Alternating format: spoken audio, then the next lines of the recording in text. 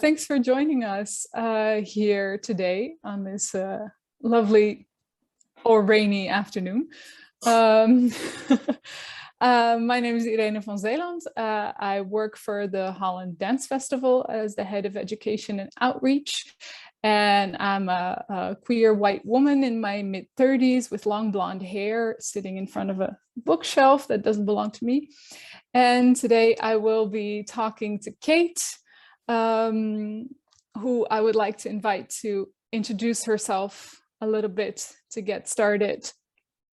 Thanks, Irene. My name is Kate. I am a white Crip woman. I have long brown hair with a fringe. I'm currently, although you can't tell, I'm sitting in bed because it's the only room I can escape my teenagers and my dog and my cat. Very happy to be here. Just a tiny bit about my background so you know how to ask and where you can ask. I've worked in so-called inclusive dance for over 20 years now. I'm a choreographer, I'm a researcher, so I work as a research fellow at a university, and I also facilitate workshops and various choreographic residencies and all manner of things. So my interests are, I'm very interested in rethinking leadership in terms of dance and the arts and disability. I'm very interested in Crip theory along with queer theory and how these things can empower us and give a framework to lots of our thinking and practice, amongst other things, but I'll stop going on about myself, but just to give you a sense of where the conversation might go. I think we're exactly here to talk about you, so that was a nice start, Kate. Thank you very much. One thing that I wanted to ask you to start off this session was exactly that. What at this point in time makes your heart beat faster? What is the thing that gets you the most excited in this particular moment? So we know you have this long history of researching and working in the field, but today, what makes you the most excited in your field? That's a great question. I think I've become really hooked on research. In the last few years, I've become really, I enjoy so much thinking about, through my practice and through other outputs, maybe written or maybe speaking to other people, of really grounding what we do as a sector and what we think into research terms. So that's become very important for me, and I feel passionate about that because Crip or disabled researchers are in a real minority in dance and arts research, and I'm really passionate about growing that. So that's the first thing. And then the second thing, which is perhaps a bit more emotional, I currently feel so what really fires me up, actually, I'm going to age myself now, I get really fired up by the generation behind me. So when I encounter younger, hungrier, less apologetic, brilliant Crip and disabled artists who are actually, they're not less polite, because they are polite, but I feel like there is something in that they're less, they're less polite maybe in what they're demanding, and I find that really exciting. It's really invigorating to be around and to be part of, and to also get a sense of what the future might be, and actually how the work that those of us who've worked in this way for a long time, how that work has fed into younger generations. I'm just so excited to see how they practice differently and they ask different questions. That really fires me up.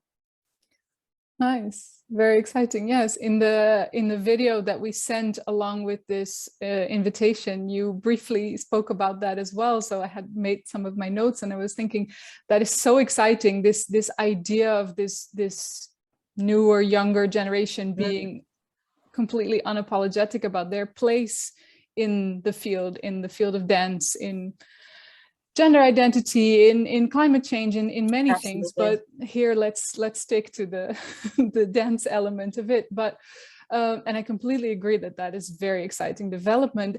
What do you think we can learn from that attitude? How can we maybe use that to our advantage? Or what about that inspires you to maybe change also the way you think about the way you work? I think that that's another great question. I think on a real, this is perhaps a strange answer, but on a really practical answer, I learned so much from upcoming generations of Crip artists around language. And you'll maybe note that I'm really it's been quite recent for me to lean into identifying as a Crip person, a Crip researcher, because of I span a generation where that wasn't, it required such a lot of explanation. And I'm really learning from the language that people are using to describe themselves, to describe their work. And it's interesting that you talked about this excitement that also relates to, I think you said gender identity and climate change, because actually for me, they're really aligned. So I often find that these really exciting Crip artists are also engaging. And I think that's been a really important learning thing for me, that we don't have to make work or be involved in settings that are specific or tokenistically around disability. We can actually we can exercise here's a mouthful, exercise our expertise in other areas as Crip artists. We can make, and that's exciting to me, that I see many Crip artists making work that's just about their knowledge of the body or the world, or commenting on something else. And I think that's been a definite shift. And also I think I come from a generation, I feel, where as Crip artists or disabled artists, there was an expectation to conform. So for me, lots of the labor of my work has been trying to not erase my disability, but actually to be in the mainstream. This was a really repetitive thing. When you're in the mainstream, when people don't notice, then you kind of made it. And I'm really excited by, and I'm learning from younger artists, this idea of it's a slight rejection of the mainstream, actually, a less borrowing from a narrative or language that already exists, but really creating a new language that suits us. And I think, I feel really privileged to be around that and to learn from that. And I'm feeding it in all the time to my practice and my writing. Nice. Very exciting. I see you nodding a lot, my Lucy. Yeah. If there's any moment where you want to ask a question, please don't hesitate to unmute, wave. Lisa, I don't know if you're there, if you can hear us, but the same goes for you, of course. So please don't hesitate to either type in the chat, as Joe said, or raise your hand or unmute, because we're not that many. So, yeah. I'm actually interested in this idea of the intergenerational stuff. I think in my work with Disability Arts Online, we work with a lot of what I would call kind of stalwarts of the disability arts movement, who were there, part of Direct Action Network, and they're in the 70s and 80s and all that sort of stuff. So they're like probably, I guess, a generation before you, Kate, at least. And they're maybe there's like this, it's kind of change. It's gone from, that came from the sort of agitprop, very politicized way of making art, and then maybe it's changed, and maybe hopefully it's going back again. But it also seems like the understandings of disability itself are quite different between the generations, and I sort of think it's also really important for that intergenerational learning, I guess, for kind of learning from the people who were there decades ago fighting for rights and stuff, and as well learning from the younger generation, from that sort of youthful exuberance and fire in the belly. But there's also like this idea of not reinventing the wheel sometimes as well, and that like past work has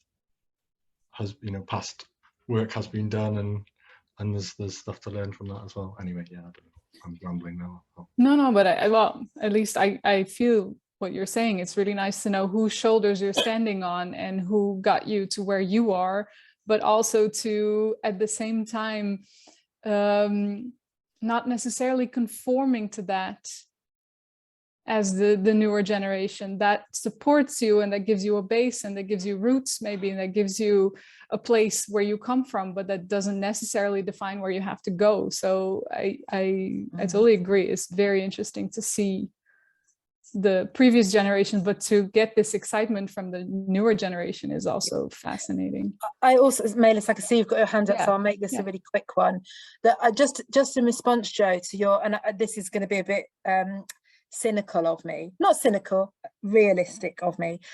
I think you're right that if we think back to our cultural or historic legacy around disability activism, we have that to build on, that strong foundation. And I think we have had a period of not really connecting to that, and I do think we're back to a deeply politicized way of being. And I don't think that necessarily means being politicized as in it doesn't have to be just politicized around disability. I think it's more complicated than that. And I don't know if it's cynical, this is going to sound negative, but I think it's important. I actually think that that's been forced by huge seismic economic societal shifts that have actually thrown disabled people back into extreme precarity. And I think that's what is happening to some extent. That initial activism came from a place of really having limited rights, a real inequality. And I think, and it's a depressing comment, but I think we're certainly in the UK, we're shifting back to that, definitely through the pandemic. I've seen disabled people and disabled artists that I know have been made hugely precarious by governmental decisions. And I think that's forced a moment to go, hang on a minute, we're not having this. And it's almost like coming from a place of having to rather than choosing to. So I think it's a great comment. Melis, sorry, I overtook. So you've got your hand up. Yeah, go ahead. Hi, everyone. I'm really happy to be here and listen to you, Kate. It's been a long time since I heard from your work, and I've listened to a lot of videos and interviews, and I'm really interested in what you do and your experience. I'm also a disabled artist. I'm based in the French Basque Country, so southwest of France. And, I'm in this generation also that is a little bit in the middle between your generation and the new generation, Generation Z. And I also think that there is this shift going on right now. But my question is, because I live in France and maybe disability is not the same, we don't talk about disability the same way in France and in the UK. Mm-hmm. And as a disabled artist, I'm really struggling sometimes to talk about my work and talk about what I do in a radical way or political way, because France is very politically correct country. And when you talk about disability, it's about the social aspect of it. And when you're doing culture, you're in the culture, there is no funding for inclusive dance, as a cultural genre or style. So it's not really a question, but it's a comment. And is the new world and the world and institutions are really ready for artists like me who are disabled and want to do things differently? Are they really ready for us to come? And how could we make them ready? How can we push for our needs to be considered? I don't know. Do you have an opinion on that? Yeah, I think that's a really great observation. And I think the first thing that interests me about what you're saying is how often when we have really cemented cultural or social understandings of disability, however well meant they are, they can actually really make us invisible. They make it very difficult to have fluid or radical conversations, because we become, as disabled people, trapped in a language that doesn't come from us. We become trapped in an understanding of disability that is put on us rather than one that we choose. Because speaking for me personally, and probably permanently, I don't have a fixed sense of my disability. I do have my fixed sense of my identity as a CRIP person, as a disabled person, but within that, it changes all the time. So if someone were to layer on me, or you need this today, or you need that today, and it's actually really unhelpful in kind of progressing and moving things forward. And I really understand the different geographic contexts. It's interesting, I was having interesting for this Zoom particularly, because I had a conversation with a friend of mine who's not a dancer, but who is a fluent French speaker and lived in Holland for many years. And she was talking about the understanding of disability, and her work is around working with migrant cultures, and she just said that, she said exactly what you've said, Melis, that in France, it's kind of bound up in a way that it's very difficult to penetrate, to have any kind of truly progressive conversation. So just to say that someone else said the exact same thing as you. What I don't know what the answer is. What excites me at the moment, and it's been a strange twist of COVID, is that I think we are so more connected. We can collectivize as disabled people now across countries, across contexts.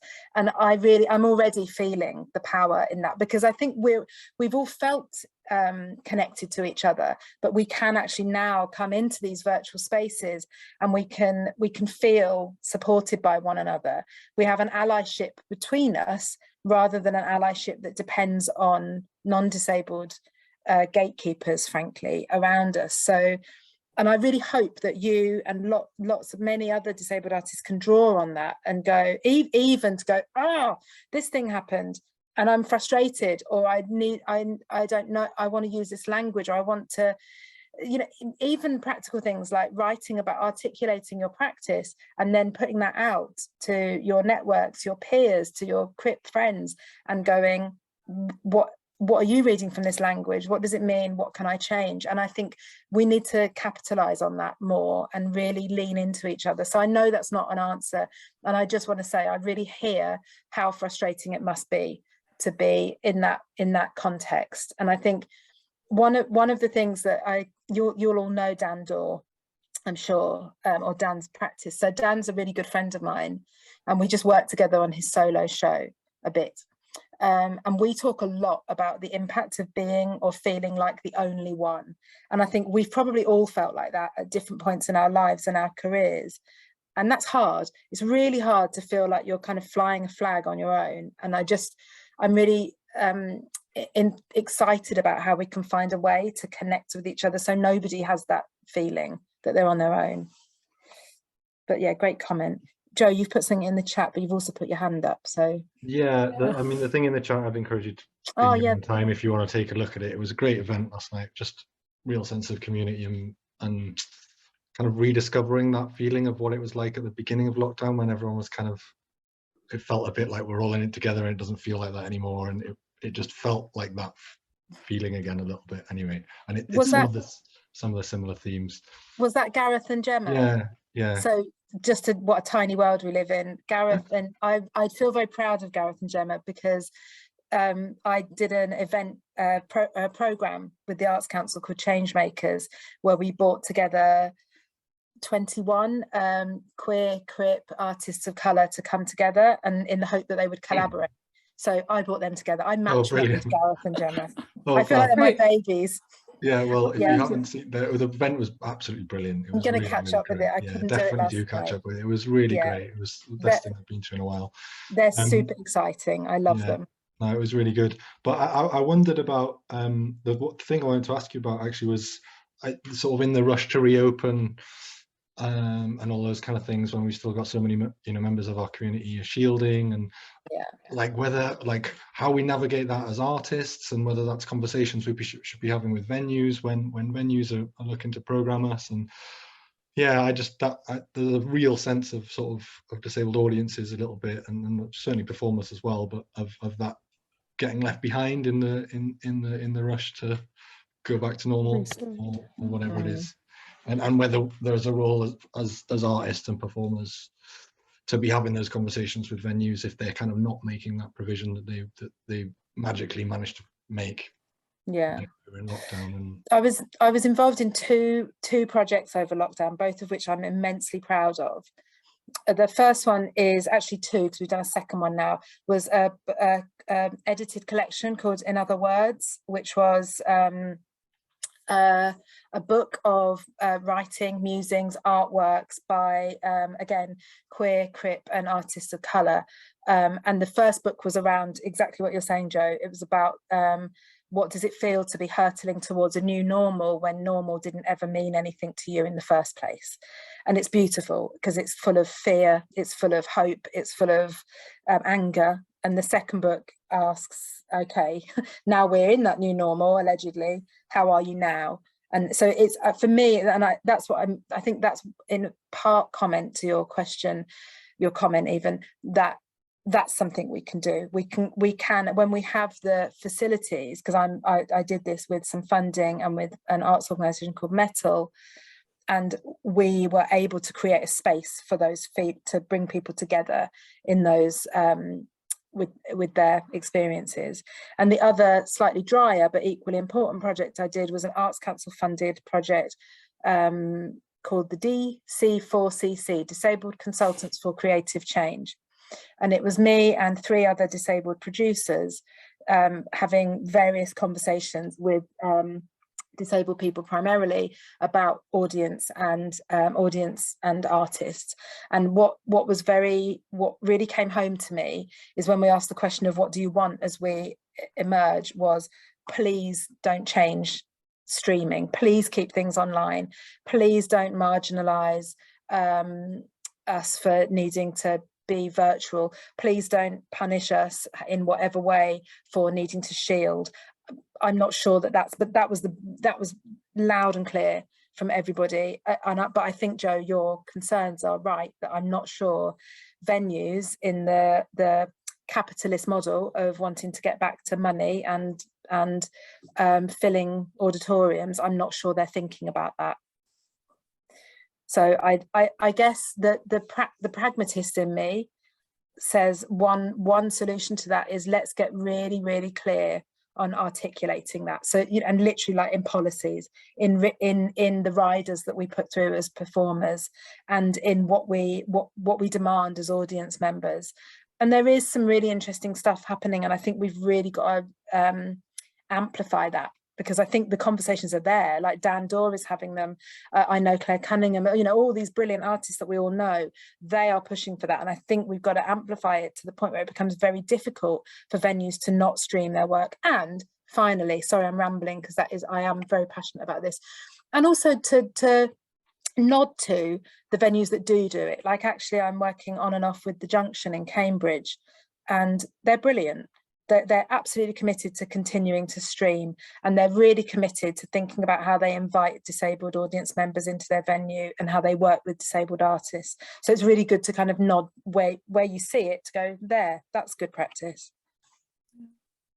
Absolutely, yeah. I wonder if something like shared tools, or if there's, you know, as well, if there's research which demonstrates those kind of things of how excluded people and how left behind people are feeling in that way, if there's sort of a central thing that like you say that you could include in artist riders that we could circulate. And I also think that sometimes, and including myself hugely in this, sometimes we don't know what we need. And I had a really great conversation with I'm going to mispronounce their name. I mean, you probably know them. Amelis, you too. Sindri. Renaud. Yeah. So Sindri we had a really great conversation, and they said, said exactly what I said. I don't know what I need from Monday to Friday. It might change. So what I actually need from a venue is to understand that that's a changeable thing. And I think that's the same as audience members, to not assume that everybody just needs access, that we might need access that means we can come in and out of a theatre. We might need access that means we can arrive 10 minutes late because actually we don't want to be there at the beginning, or we can sneak out 5 minutes early, or all those things. But I think you're right. I think some kind of toolkit or documentation that articulates that for us would be really good. Yeah. Because to be clear, I don't think that should fall on artists at all. It's the responsibility of venues, but yeah, it's just you know, you do get that opportunity sometimes to have a dialogue with a venue. Yeah.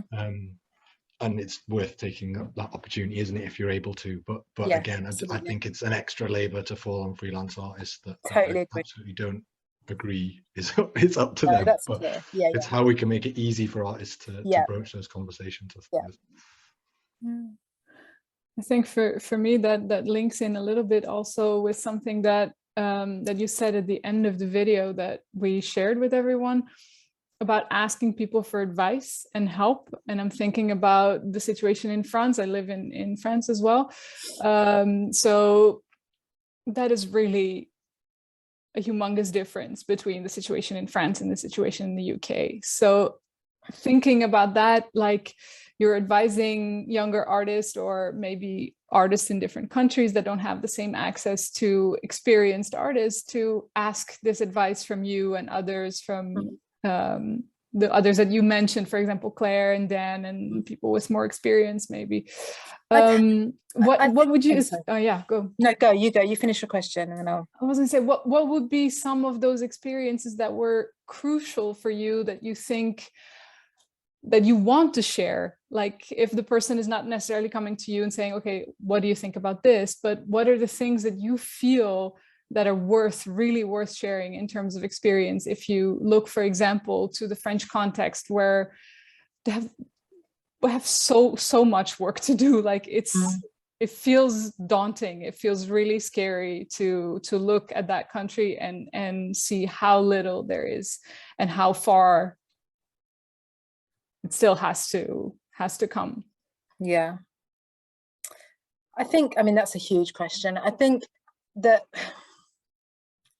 where have I actually think I've done most of my profound learning in much smaller context, actually, when I haven't been trying to break down a big wall, or when I've done most of my really kind of active learning when I've been like with just my collaborator Welly in the studio, or when I'm working with the filmmaker I work with and we're just in that process of that's where I think I'm really learning. And I don't know how, and the reason why that's complicated for me is because I'm really aware I perhaps couldn't have learned that when I was 20, that you can't, it's very difficult to imagine myself going back and saying to my 20-year-old self, oh, don't be in the mainstream, be radical, do your own thing, because I was in a different place and everything was different. So now, but I think there's I don't know how to make, I'm trying to find a moment where I would want people to know. And I think I would want to say to all disabled people who are in difficult geographic contexts or whatever difficult context is to lean into or just be around the communities that are we're so closely knit as a community across countries, I think, as well. I had an interesting meeting with colleagues in Poland following up from the Polish lab that I did in October, and someone from the British Council brilliantly said, well, what would you like next? And they all said, maybe to have Kate back, but also Candoco and also Stopgap and maybe Claire Cunningham. And I kind of found myself, and I'd never really thought about it before, I was like, actually, and I know this is radical and it completely kind of resists capitalism in a way, it's just, where is there a space where we can tap into the fact that we all know each other? So actually, if you get me, you've got access to Claire. If you get Claire is a phone call or an email away from saying, okay, I've had this question, what do you think about this? Same with Maylis, that we have this communication that we don't have to go stopgap, do this, and that, because the truth is we all know each other. So actually we can share information really freely, and point each other in, you know, there's enough to go round, I think is what I'm saying, that we don't, and that feels really important. Sorry, I'm going off on a tangent, but yeah. But that seems like very solid advice also, like maybe not to be afraid to reach out to people that maybe they're in another country, or maybe you've only met them once, but exactly as you said, the network is so tightly knit that you can find your way in, and maybe that touched me, that you said that, like, ask us for advice. But and also to kind of get political, you know, we, the disabled, the CRIP community, we are oppressed. We're historically repressed. Sorry, that was a Freudian slip. I'm not repressed, honestly. We are oppressed, and we're historically oppressed, and we are oppressed now, and we're looking at a future of oppression. That's the existence. And I'm not saying that's all we experience.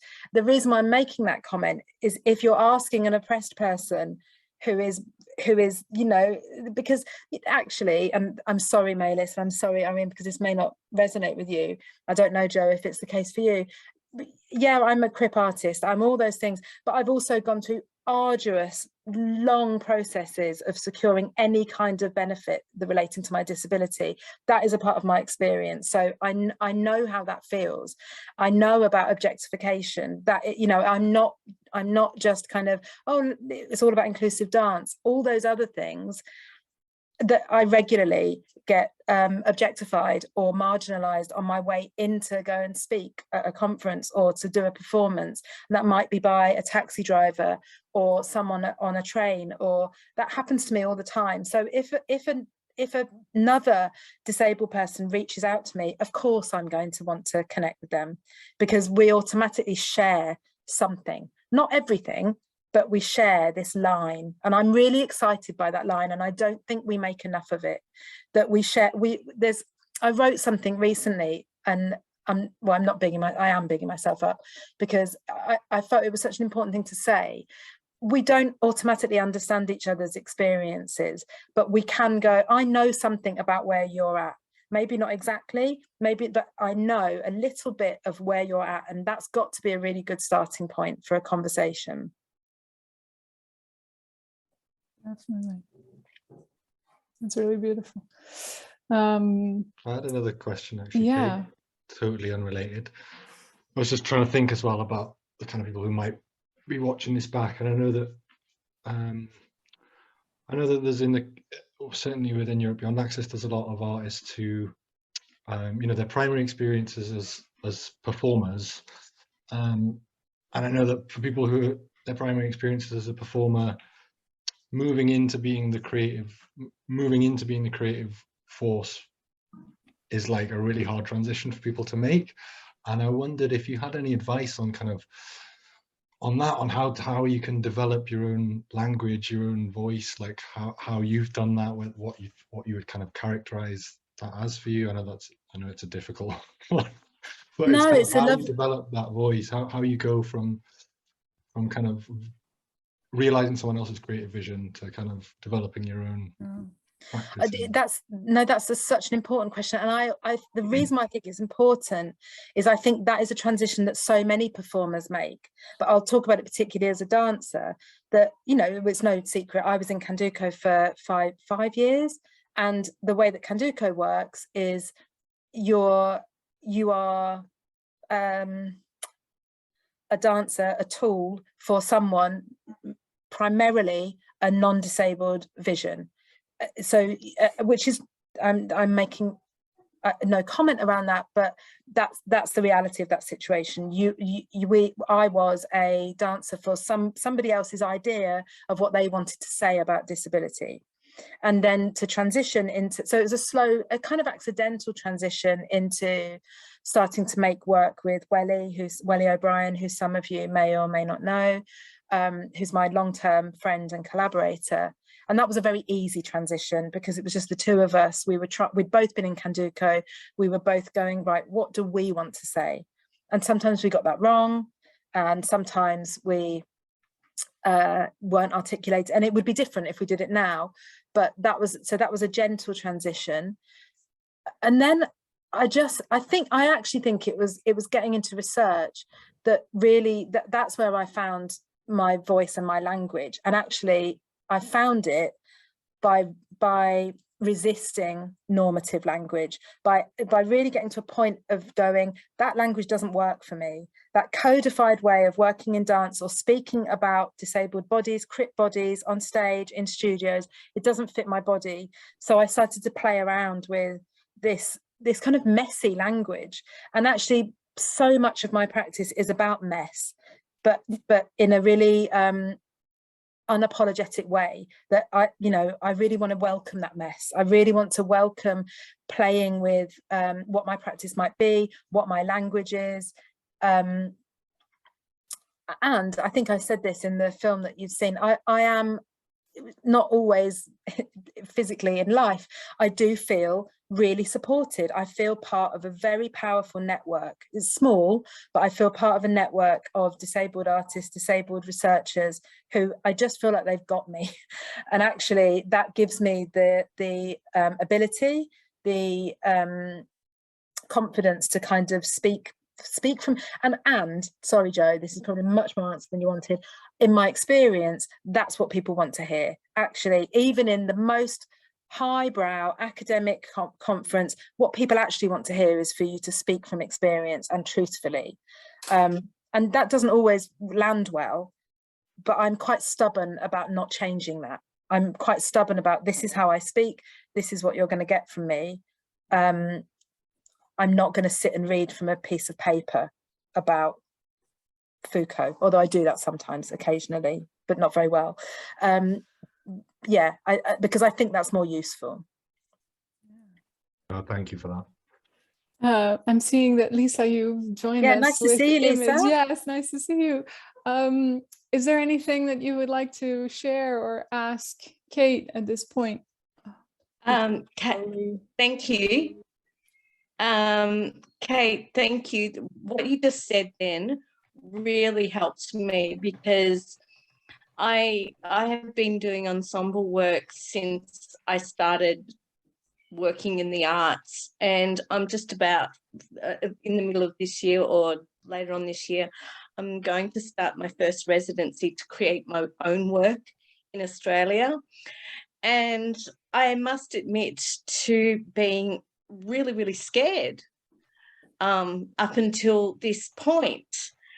And then hearing you say that, it's like, yeah, you know, finally, I don't have to move in somebody else's curated way. And you saying, you know, you make it messy. I'm going, oh, it's like a little bit of freedom. I can be a hot mess for my first show, because I'm just figuring it all out, really, what I want to say. I mean, I've got it all in my head, this idea, this story, this vision that I've had has probably been in my head for the past 5 to 8 years, and finally I get a chance to do it. So hearing you say what you just said, I'm feeling so much more confident that, yeah, this is going to be a cracker of a show. Yeah. So thank you. No, thank you. And I want to say, Lisa, that can you see Maylis on screen? So yes. Did you see Maylis all through the time you were talking, like dancing, like yes.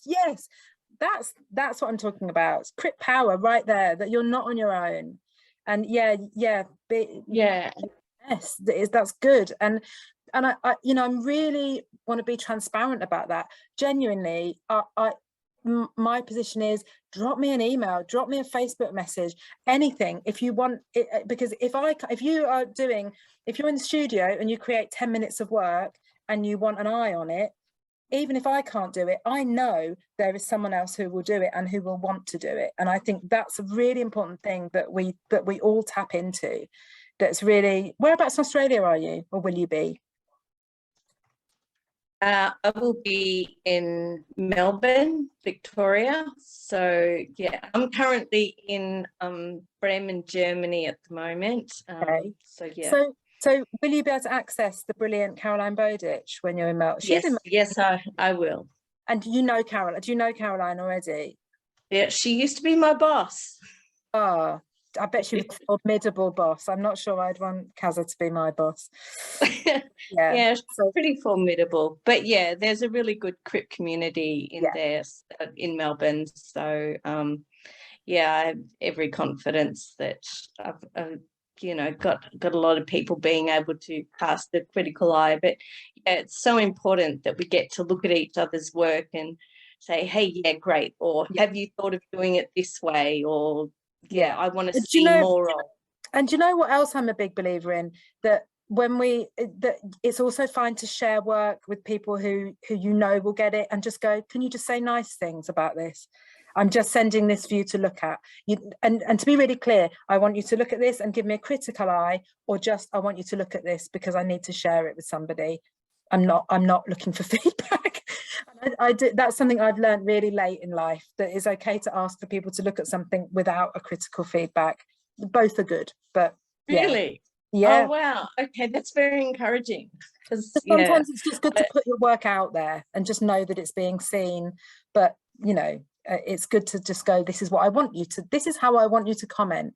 And I've actually really learned that from doing PhD supervision, that when someone sends you their really hard, sweated over 10,000 words, it's really good for them to say, go through this with a fine-tooth comb, or be gentle and just go, you know, because sometimes people don't want grammar checked because they're not at that point yet, or they don't want a really critical eye. So you can read things, it's important to be able to read things differently, I think. Wow, I'm feeling so positive now. Good. Thank you. Yay. I was gonna say, yeah, I'm gonna sort of slowly bring this to a close. Marlies, if you have a last question, maybe for Kate. Yeah. Yes, I would like to ask Kate something around leadership, because it was a part of the video too, and I was very interested in that. I'm the artistic director of a collective project, and we've been selected in Perform Europe. I don't know if you heard of it. Oh, brilliant. And we are going on tour next week. We are going to Denmark, Sweden, France. We are like traveling triangle for 10 days. We are very excited, but it's been a journey. Like, it's been really, really tough.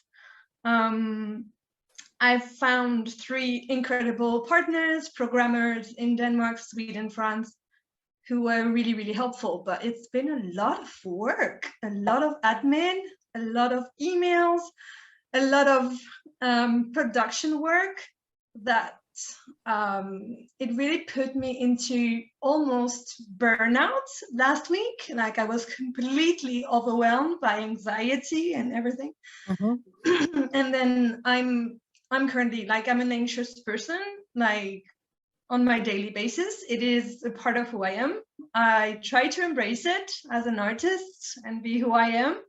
But we are facing the fact that being a leader and being anxious and being artistic director and being that, well, I questioned myself in terms of that, like, did I choose the right career? Did I choose the right path? Because I'm so anxious, and it's hard to be that anxious and being a leader of a project. And I was currently asking myself a question, like, can we start a conversation around being a leader and being anxious or having mental health problem? Because it's a reality. I know a lot of disabled people who deal with anxiety on a daily basis, and I'm like, where are they? And can we talk about this? Because I feel very lonely when I'm in this situation, and I'm like, how can we bring the anxiety and depression and all of this can impact our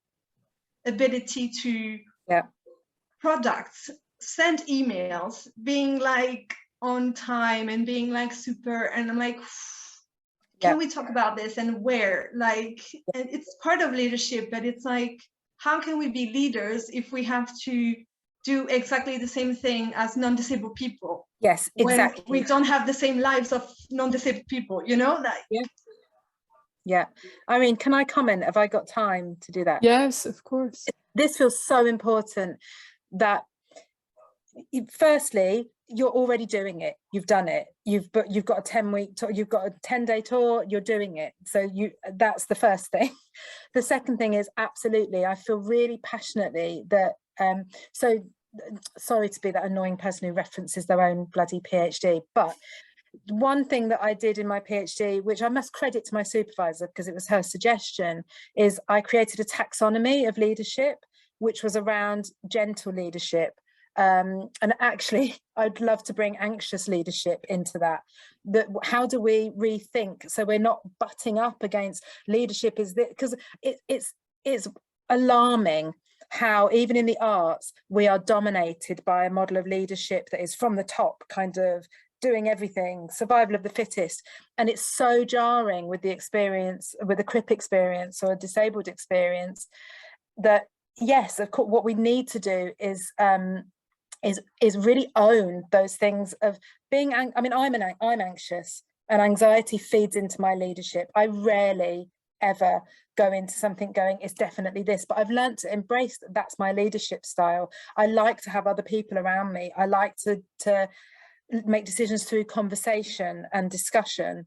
I also, on a practical note, and I know this is not always viable because of support, that's a lot to be an artistic director and a producer and do all the administrative work. That's an awful lot. I know sometimes it's inevitable, so I think you need to kind of just acknowledge that for yourself. That's like 3 jobs. It's 3 leadership jobs, because the majority, not the majority, many artistic directors can just hand that stuff over. So you're already doing a lot. On a practical thing, and I know you'll all know them, I really love the way that Jess Tom, Tourette's hero, talk. Do you know Jess? And Jess is really open about sharing their practice, and I love the way when your work. I've just worked with Jess because Jess contributed to the second book that I did, and actually real clarity in we acknowledge we work within CRIP time, so we don't always pick up emails between 9 to 5. This is the way we work. We often we might cancel last minute because of the needs of the people that we work with. There's something that I think must be such a relief, and I'm getting better at doing that. I'm not perfect at it, but I think there's some learning for us to do there, to say this is what I can do and this is where my boundary is. This is where I will not respond to an email, or actually I don't want to be in a WhatsApp group because it's overwhelming, or these are my working days or my rehearsal times. And that takes bravery, because we're pushing against a very traditional system. But it feels really important, and I just think, and this is again, sorry to be cynical, I think if we don't do that, we're setting ourselves up to fail. Because if you look and Joe may know more than this than I do, but if you look at the history of in the arts of disabled people in non-disability led organizations undertaking leadership positions, they're often very short-lived. And the reason for that, I think, is because that person is exhausting themselves trying to fit into a normative way, a pace and time of understanding work. So until we can start to say, no, this is what leadership looks like for me, we're consistently going to be, because politics and political correctness is telling organizations they have to employ disabled people, which of course they do sometimes, but if they don't put in place an acknowledgement of CRIP time, that disabled person is just being set up to fail. And for me, that has to change. And I'm seeing it in Jess's work. I see it in Dan's work. There's some amazing artists that I could name, and I'm sure Joe knows loads more of people who are actually saying this is, and actually it's CRIP time. It is, and that's such an amazing philosophy, for want of a better word, that I think we can all learn from and work within. Yeah, our organization, we do co-leadership as well. So like we have co-chairs instead of having one chair of the board. We have a non-disabled and a disabled co-chairs, and co-leadership models can be really helpful. I think it's quite an established practice generally in the arts that you have like an artistic leader and like a chief executive role who's more on the kind of practical side of things. And so there's lots more examples like that, but those kind of co-leadership models I think can be really helpful in that way, because you kind of cover each other's bases in terms of where you struggle and where the other person excels.